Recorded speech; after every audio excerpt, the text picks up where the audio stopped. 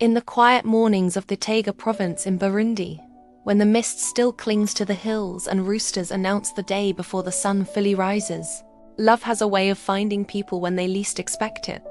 My name is Elaine Niyonzima, and I am 28 years old.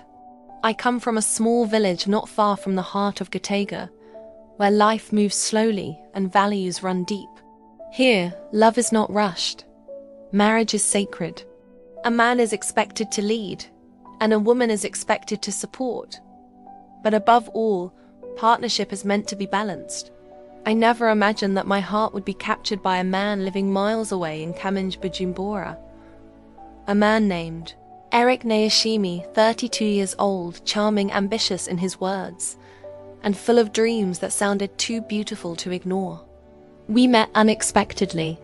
Conversations turned into long calls. Long calls turned into promises.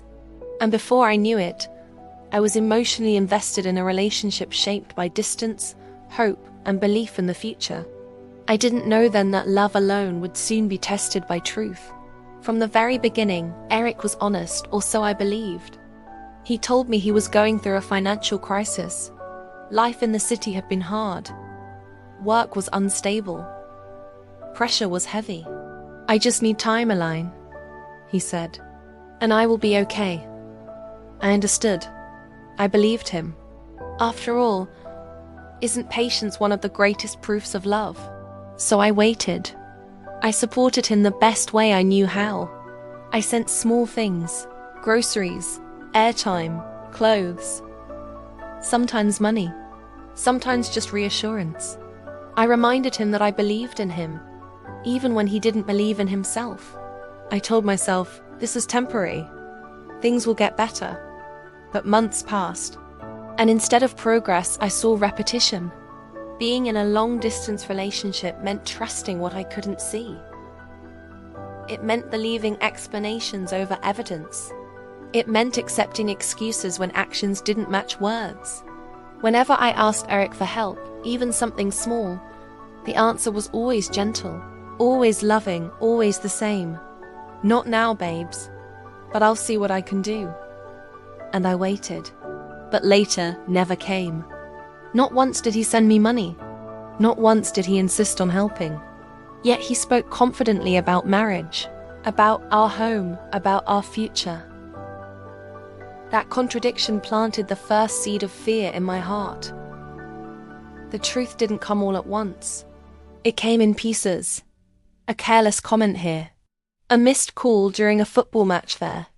A sudden excitement over a game result, followed by deep silence. Eric was gambling. Not occasionally, not casually, but obsessively. He bet on football, on basketball, on foreign leagues and local games. Every win pushed him to bet again. Every loss made him chase what he had lost. Money never stayed. And when the betting slips failed, he turned to alcohol. When alcohol wasn't enough, there were cigarettes. Small escapes that slowly consumed him. I realized something painful.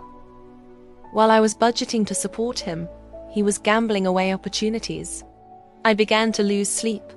I asked myself questions that frightened me. What happens if I marry this man? Will I carry the family alone? Will love pay school fees? Will love feed children? I am an independent woman. I work. I provide for myself. But I was raised to believe that partnership means shared responsibility, not silent endurance. And yet, every time I tried to pull back, my heart refused. Because despite everything, I loved him. One evening, after a long day, I decided I could no longer pretend. I spoke calmly, firmly, without shouting. I told him how the gambling scared me, how the drinking worried me, how marriage cannot be built on promises alone. There was silence. Then something unexpected happened. Eric broke down. For the first time, he didn't defend himself.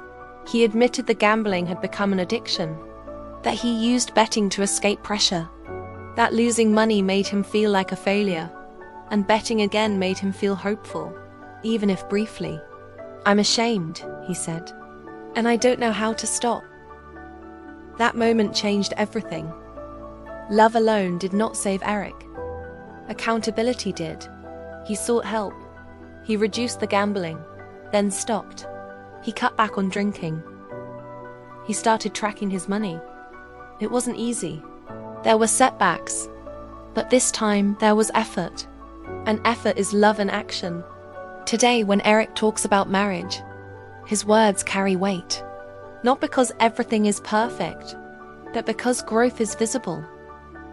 We are still learning, still healing, still building.